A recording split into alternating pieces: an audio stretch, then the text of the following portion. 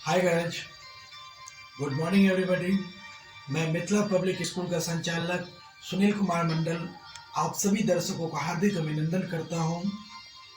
साथ में मैं एक वीडियो के माध्यम से आप लोगों को यह जानकारी देना चाहता हूं कि आप अपने बच्चे को किसी अनजान व्यक्ति से कैसे बचा सकते हैं, कैसे सुरक्षित रख सकते हैं। इस वीडियो को आप लोग जरूर देखिएगा, लाइक कमेंट शेयर जरूर कीजिएगा।